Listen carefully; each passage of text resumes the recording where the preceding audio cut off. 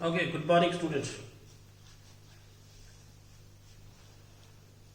आज शुरुआत करते हैं हम लोग सॉल्यूशन पार्ट 5 की।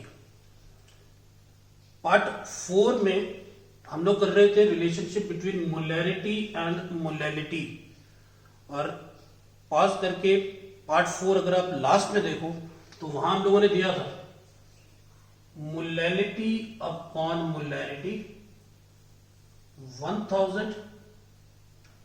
1000 D m into M B.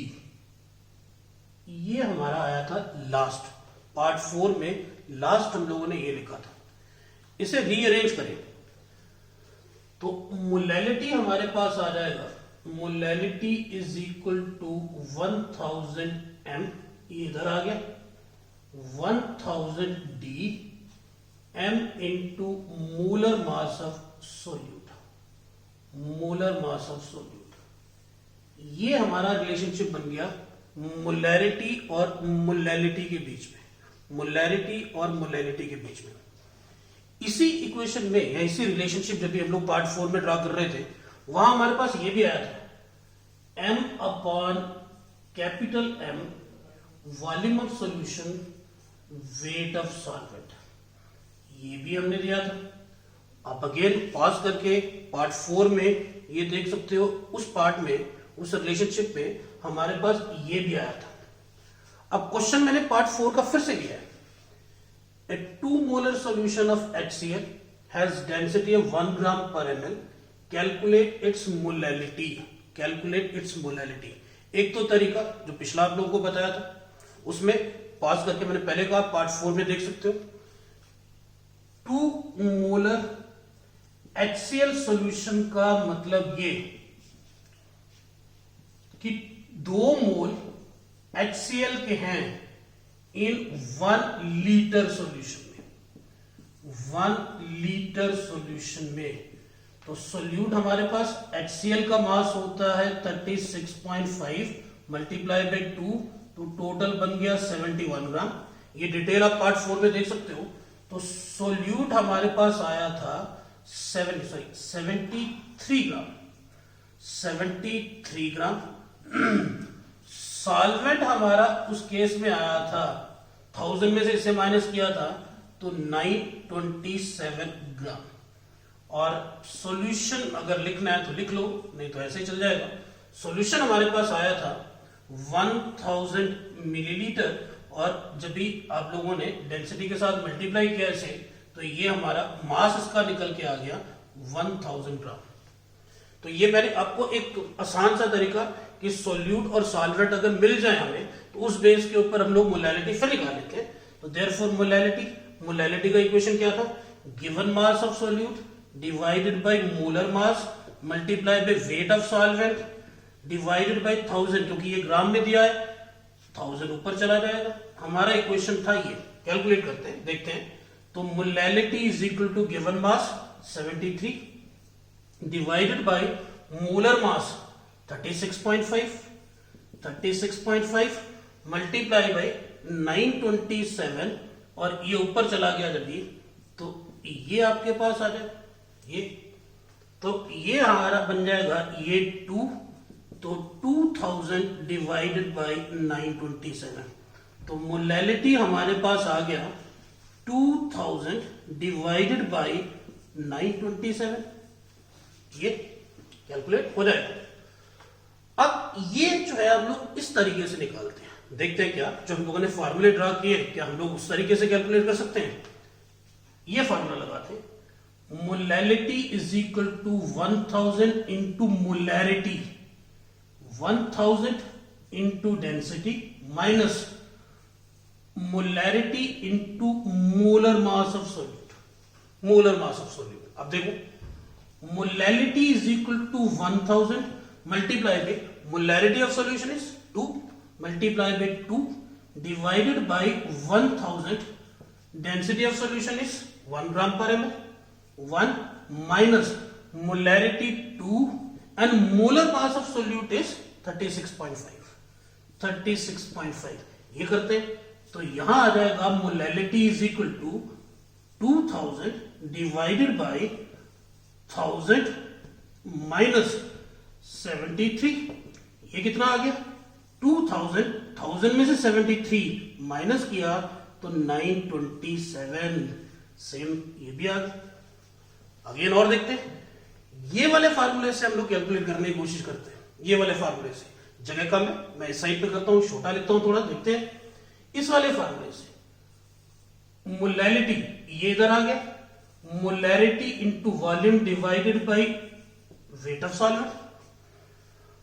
Molarity कितना है आपके पास, molarity is 2, volume of solution is 1000 ml, litre में लेना है तब भी हो जाएगा। Weight of solvent is 927 gram. Again ये भी अगर आपने लीटर में दोनों को इसके केजी में चेंज करना है तब भी हमें कोई प्रॉब्लम नहीं है, हो जाए, दोनों 1000 कट जाएंगे। तो ये आ जाएगा 2000 डिवाइडेड बाई 927। देख लो, सभी तरीके से आप लोग मोलैलिटी निकाल सकते हो। मोलैरिटी दिया गया था, मैंने पहले कहा डेंसिटी अगर दिया गया है तो सोल्यूट सॉल्वेंट सॉल्यूशन का मास निकालो, निकल जाएगा जल्दी। तो सिंपल तरीके से आप लोग मोलैलिटी निकाल सकते हो। फिर हम लोगों ने मोलैरिटी और मोलैलिटी का रिलेशनशिप ड्रा किया, ये डायरेक्ट है, आपको लंबा जाने की जरूरत नहीं है। मोलैरिटी दी हुई है, मोलैलिटी निकालना है, तो ये इक्वेशन डायरेक्ट लगाओ तब भी आपका ये आएगा। और एक छोटा ये भी है कि वॉल्यूम और वेट ऑफ सॉल्वेंट अगर आपको दिया गया और मोलैरिटी दी गई है तब भी मोलैलिटी, या मोलैलिटी दी गई है मोलैरिटी निकालना है तब भी आप लोग निकाल सकते हो। तो इसे नोट करो प्लीज।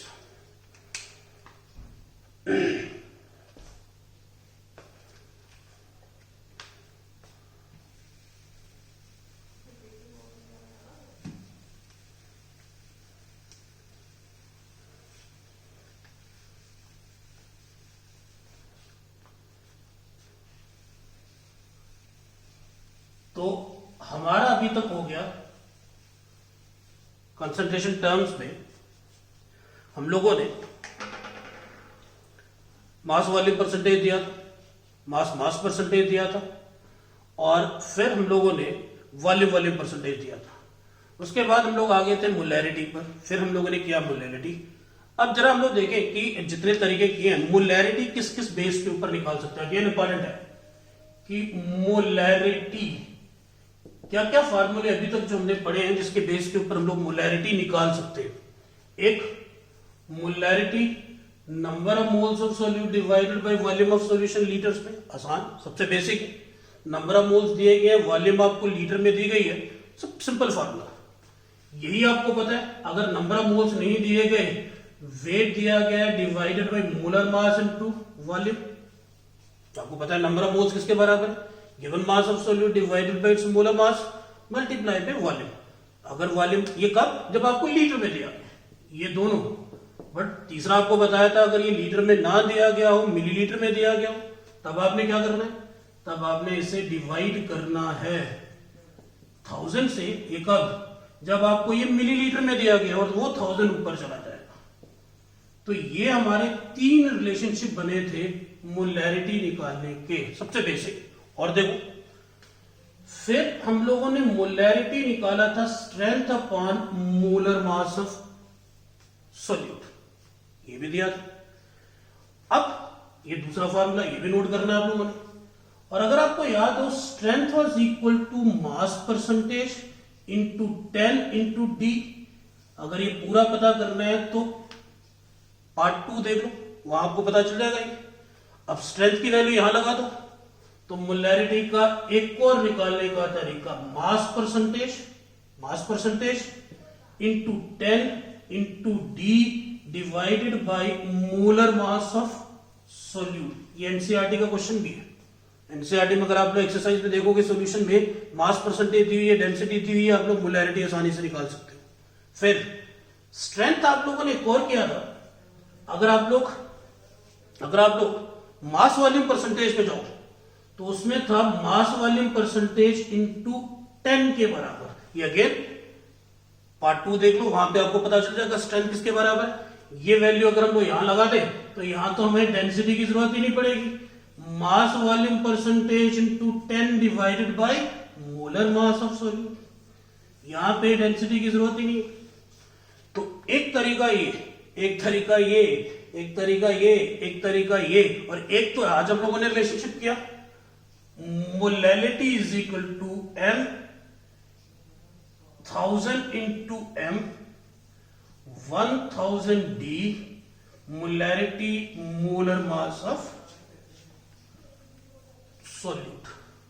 ये सारे रिलेशनशिप हैं जो हमें मोलैरिटी देते हैं। आगे है नॉर्मेलिटी के साथ भी इसे रिलेट करेंगे, लेकिन नॉर्मेलिटी अगर हम लोग कर ले अभी उसके साथ भी इसे रिलेट करेंगे। तो मोलैरिटी के अलग अलग terms, number of moles divided by volume of solution, number of moles आपको नहीं दिए गए, given mass divided by molar mass of solute, volume of solution, आसान। और वॉल्यूम अगर आपको लीटर में दी गई है तब तो ठीक है, मिलीलीटर में दी गई है उसे लीटर में चेंज करने के लिए हम लोगों ने 1000 से इसे डिवाइड किया, 1000 ऊपर आ गया, ये बेसिक फार्मूला है। फिर स्ट्रेंथ के साथ हम लोगों ने इसे रिलेट किया, इसके बेस के ऊपर स्ट्रेंथ भी निकाल सकते हो। स्ट्रेंथ हमने दिया था, स्ट्रेंथ इज इक्वल टू, ये लिखा है पिछले, अगर आप लोग पीछे वीडियो में देखो तो strength was equal to molarity into molar mass of solute दिया हुआ है। अब क्योंकि strength mass percentage into 10 into D के बराबर है तो मैंने ये टर्म यहां लगा दी, आपका ये बन गया मोलैरिटी निकालेगा। ये एनसीईआरटी में क्वेश्चन है, ध्यान रखना, ये एनसीईआरटी में क्वेश्चन है ही।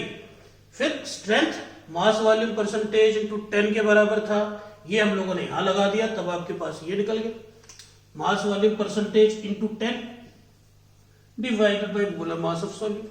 और एक तो आज ही हम लोगों ने किया, that is molality is equal to 1000 into m 1000 d m dot M B के बराबर।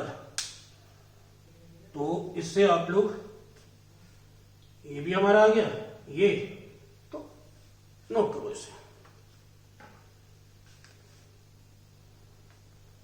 ठीक है, ओके। ये हमारे मोलैरिटी के अलग अलग तरीके निकालने के, अभी और भी आएंगे, नॉर्मेलिटी के साथ भी इसे रिलेट करेंगे। अभी हम लोग इसे नॉर्मेलिटी के साथ भी रिलेट करेंगे। और अभी जो मैं शुरू कर रहा हूं बहुत important term, that is normal. चलो नॉर्मेलिटी करने से पहले एक क्वेश्चन छोटा सा बहुत बार पूछा जाता है, विच इज प्रेफर्ड मोलैरिटी और मोलैलिटी, और मोलैलिटी, एंड साथ में पूछा जाता है वाई, मोलैरिटी और मोलैलिटी एंड वाई, बहुत बार क्वेश्चन ये आता है। अब इसे करने के लिए मैं मोलैरिटी का रिलेशन लगाऊं, number of moles divided by volume. अभी क्या, given mass molar mass into V, और ये अगर आपको मिलीलीटर में दिया गया है तो ऊपर आके 1000 आ जाएगा, ये आ जाएगा। दूसरी साइड पे molality, number of moles of solute divided by weight of solvent, weight of solvent kilogram में, तो WB upon MB, number of moles आ गए, और वेट ऑफ सॉल्वेंट किलोग्राम में, ग्राम में हो तो डिवाइडेड बाय 1000 ये। अब अगर आप लोग ध्यान से देखो तो यहां पे डिवाइड, यहां नीचे आ रहा है वॉल्यूम, यहां पे नीचे आ रहा है मास। टेम्परेचर का मास के ऊपर या वेट के ऊपर फर्क नहीं पड़ता, टेम्परेचर का वॉल्यूम के ऊपर फर्क पड़ता है। इसका मतलब अगर हम लोग टेम्परेचर चेंज करेंगे तो वॉल्यूम सॉल्यूशन की चेंज होगी। सॉल्यूशन की वॉल्यूम मान लेते हैं, सॉल्यूशन आपके पास 750 ml है, टेम्परेचर बढ़ा देते हो 760 हो जाता है, तो इसका मतलब आपका आंसर चेंज हो जाएगा। इसका मतलब मोलैरिटी जो है वो टेम्परेचर के ऊपर डिपेंडेंट है, मोलैरिटी टेम्परेचर के ऊपर डिपेंडेंट नहीं है। तो हम लोग लिखेंगे क्या, molality is preferred, molality is preferred as it is temperature independent, ये टेम्परेचर के ऊपर डिपेंड करने वाला नहीं है। whereas molarity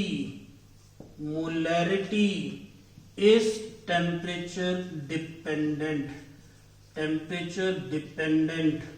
और कोई उसका आपको रीजन पूछे तो ये आपने देना है, in molarity volume of solution is considered and volume depends upon temperature, so change in temperature will change the value of molarity, whereas In molality, mass of solvent is considered and there is no change of mass with change in temperature. ये आ गया आपके साथ, ठीक है, note करो.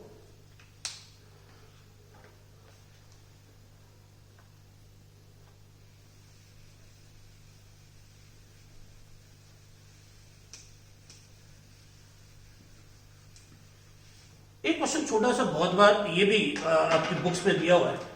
What is the molarity of, what is the molarity of pure water? ये question बहुत है. Molarity capital M, molarity pure water की क्या होती है, ये क्वेश्चन बहुत बार पूछा गया. हम लोग तो डायरेक्ट याद करेंगे, लेकिन मैं बता देता हूं. अब आपको ये पता है, मान लेते हैं आप लोगों ने 1 लीटर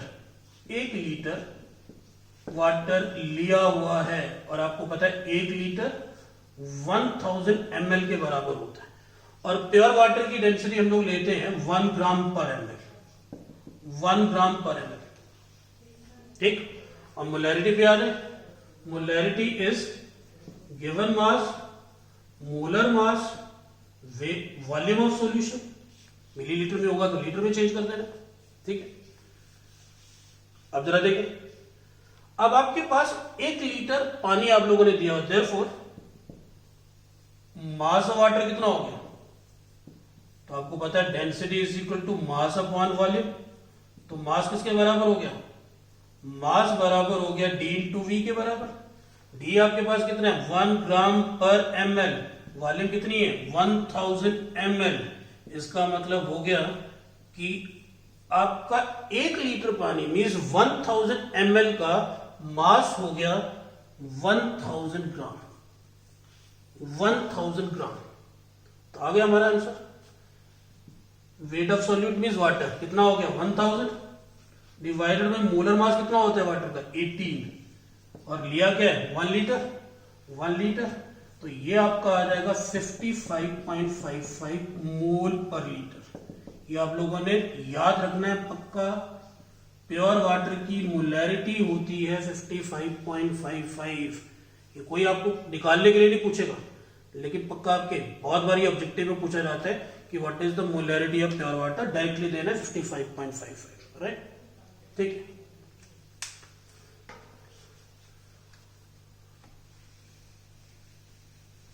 अब हम लोग चलते हैं नॉर्मेलिटी पे.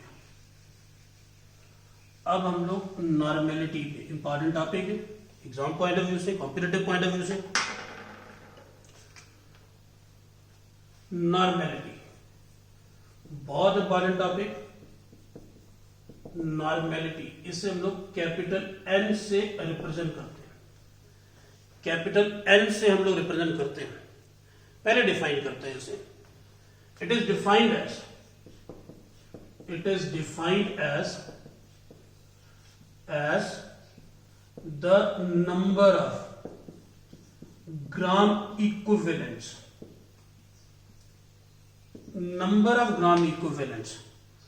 of solute present per liter of the solution. Number of gram equivalents of solute present पर लीटर ऑफ द सॉल्यूशन. नई टर्म है ग्राम इक्विवेलेंट्स. देखते हैं, सिंपली इक्विवेलेंट्स भी हम लोग कहते हैं. Therefore normality is equal to number of gram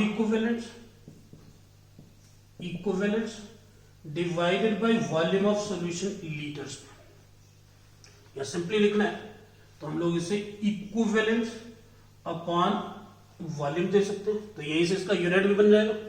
equivalent ऊपर है, ये लीटर है, तो यूनिट बन जाएगा इक्विवेलेंट पर लीटर. इससे आप लोग कैपिटल एन, जैसे याद होगा आप लोगों ने मोलैरिटी को, मोल पर लीटर को कैपिटल एम से, मोलर से रिप्रेजेंट किया था. मोलैरिटी को मोल पर केजी हम लोगों ने मोलल, MOLAL से रिप्रेजेंट किया था. इससे आप लोगों ने एन या नॉर्मल बोलना आप लोगों ने नॉर्मल है. नॉर्मल कैपिटल एन भी लिखोगे, अंडरस्टैंडेबल है. इक्विवेलेंट पर लीटर, दैट इज नॉर्मेलिटी का यूनिट. अब थोड़ा आगे चलते हैं. इक्विवेलेंट पर लीटर, मैं क्वेश्चन लेता हूं. मान लेते हैं आप लोगों ने 20 ग्राम सल्फ्यूरिक एसिड लेके 750 ml सॉल्यूशन बनाया हुआ, एक्वा सॉल्यूशन बनाया, 750 ml एक्वा सॉल्यूशन बनाया हुआ है। दैट इज, क्या किया आप लोगों ने 20 ग्राम लिया, फिर आप लोग पानी मिलाते चले गए जब तक ये 750 ml ना हो जाए, तो वो आपका सॉल्यूशन बन गया 20 gram of sulphuric acid in 750 ml of solution. मैंने एक्वस लिखा है, सॉल्वेंट वाटर। अब जरा नॉर्मेलिटी निकालने की कोशिश करते हैं। हमें क्वेश्चन पूछा जाता है यही कि solution is prepared by adding 20 gram of sulphuric acid in 750 ml of solution, calculate its normality. अब यहां तो हमें ग्राम दिया हुआ है, तो हमारी तो स्टेटमेंट में इक्विवेलेंट था, तो इसका मतलब इक्विवेलेंट आया कहां से, इक्विवेलेंट क्या चीज है। तो पहले हम लोग इस इक्वेशन को सॉल्व करते हैं, बनाते हैं, फिर उसके बाद ये क्वेश्चन जो है ये सॉल्व करेंगे। अब ये जो इक्विवेलेंट्स है, ये नंबर ऑफ इक्विवेलेंट्स है, ये नंबर लिख सकते हो या सिंपल इक्विवेलेंट लिख सकते हो। ये होता है given mass of solute divided bye its equivalent mass. Given mass of solute divided bye its equivalent mass, ये निकालने के लिए नंबर ऑफ इक्विवेलेंट्स निकालने हो, given mass of solute divided by equivalent mass. अभी भी हमारे पास 20 ग्राम सल्फ्यूरिक एसिड तो है, ये तो है गिवन मास कितने है, बट इक्विवेलेंट मास क्या होता है वो हमारे पास अभी भी नहीं है। इसका मतलब नेक्स्ट ये कि भाई ये इक्विवेलेंट मास क्या चीज होती है। Equivalent mass is equal to molar mass of solute divided by n factor. नई टर्म आ गई n फैक्टर। सिंपल n लिखो या n फैक्टर लिखो, हम लोग सिंपल n ही लिखेंगे, लेकिन बोलना आप लोगों ने n फैक्टर क्या है बता रहा हूं मैं आपको। अब इस इक्वेशन में मैंने ये वैल्यू पहले इक्विवेलेंट के लिए ये वैल्यू पुट की, तो नॉर्मेलिटी हमारा बन गया इक्विवेलेंट की जगह पे given mass divided by equivalent mass, इसकी जगह पे ये आ गया इनटू वॉल्यूम ये। फिर नेक्स्ट ये इक्वल टू इक्विवेलेंट मास हमें दिया हुआ है molar mass divided by n factor, तो मैं इसे ये लिख सकता हूं WB इक्विवेलेंट मास बराबर होता है MB डिवाइडेड बाय n, ये multiply by volume in solution litres पे। अब ये इक्वल टू हो गया WB अपॉन MB, n ऊपर चला गया n, और वॉल्यूम सॉल्यूशन की लीटर्स में आ गई। ठीक पता चल रहा है, देख लो, पॉज करके देख लो, कोई मुश्किल नहीं। अब सॉल्यूशन की वॉल्यूम अगर मिलीलीटर में दी जाएगी तो सेम तरीका, इसे 1000 से डिवाइड करो, 1000 ऊपर चला जाएगा। एक तो WB अपॉन MB, वॉल्यूम अगर आपको मिलीलीटर में दी गई है डिवाइडेड बाय 1000, वो 1000 ऊपर चला जाएगा, और साथ में n, ये हमारा अल्टीमेट रिलेशनशिप जो है ये नॉर्मेलिटी का बनेगा।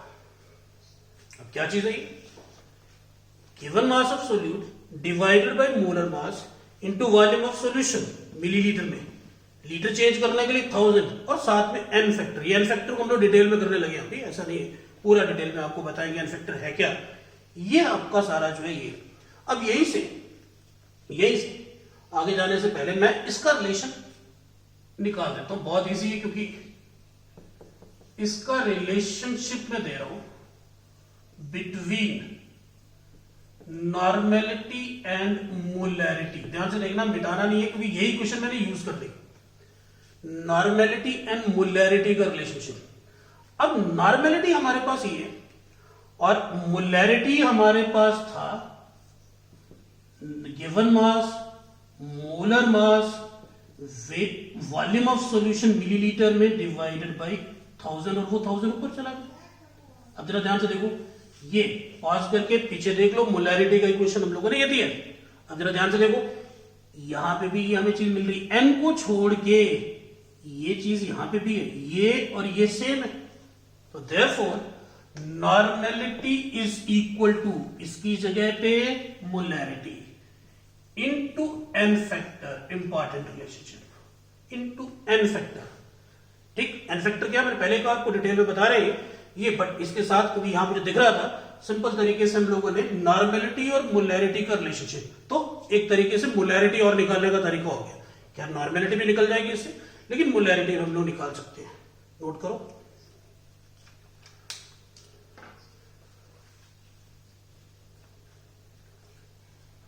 अब हम लोगों ने इस इक्वेशन को लेके आगे बढ़ना है और फिर एन फैक्टर को डिटेल में हम लोगों ने स्टडी करना है।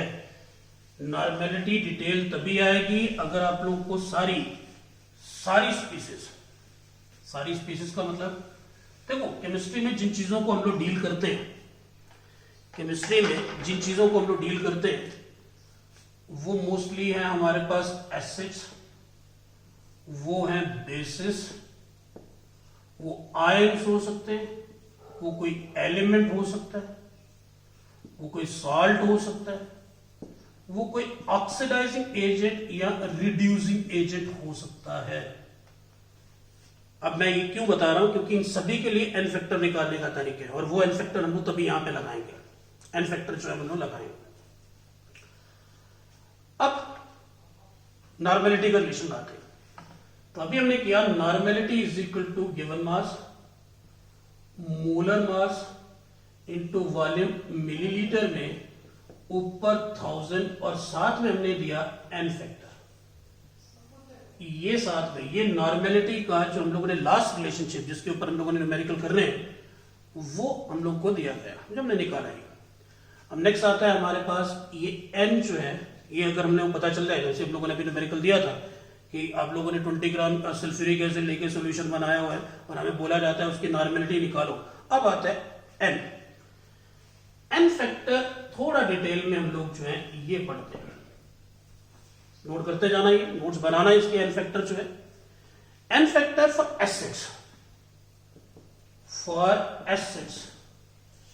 N factor for acids is equal to number of H positive ions given, जिसे हम लोग बेसिसिटी ऑफ द एसिड भी बोलते हैं।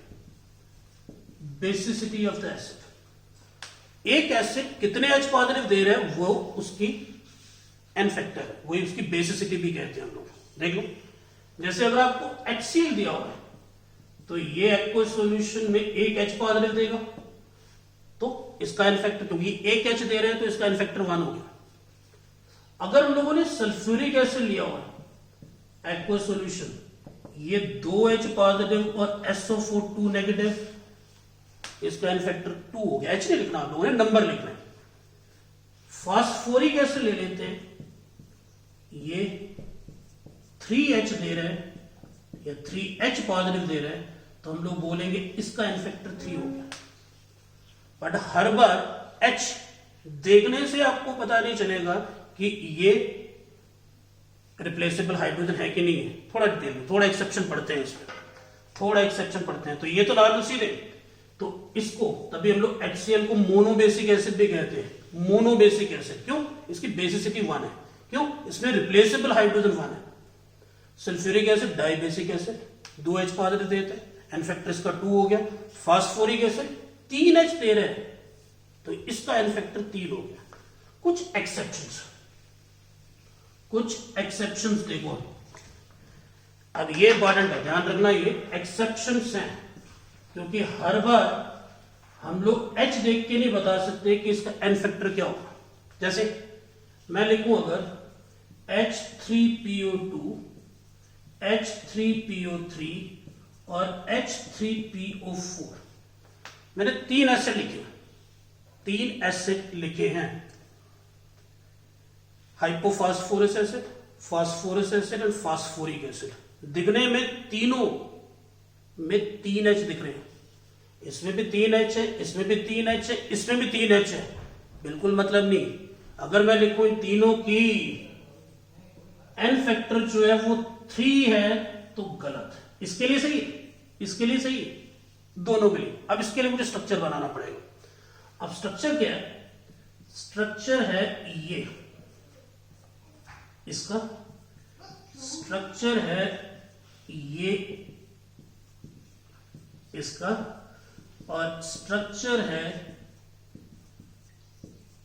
ये इसका, ये स्ट्रक्चर इसका, ये स्ट्रक्चर इसका। देखते H3PO2, H3PO3, H3PO4। अब ध्यान रखना ये सारे ऑक्सो एसिड्स हैं।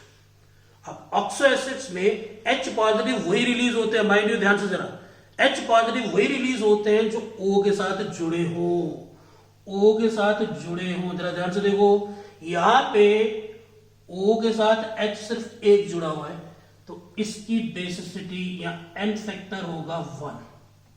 यहां पे O के साथ सिर्फ 2H तीसरा नहीं जुड़ा हुआ, इसका एन फैक्टर है 2, और इसका एन फैक्टर जो है ऐसे लिख लो या ऐसे लिख लो ये, और इसका एन फैक्टर तो अभी हमने किया 3। ऑक्सो एसिड्स में याद रखना, ये ऑक्सो एसिड्स में रिप्लेसेबल हाइड्रोजन होता है OH वाला। ये तो इनकी इलेक्ट्रोनेगेटिविटी में बहुत ज्यादा फर्क नहीं है, तो H पॉजिटिव आसानी से नहीं निकलेगा। यहाँ पे ऑक्सीजन की इलेक्ट्रोनेगेटिविटी बहुत ज्यादा हाइड्रोजन के कंपैरिजन में ये निकल जाएगा।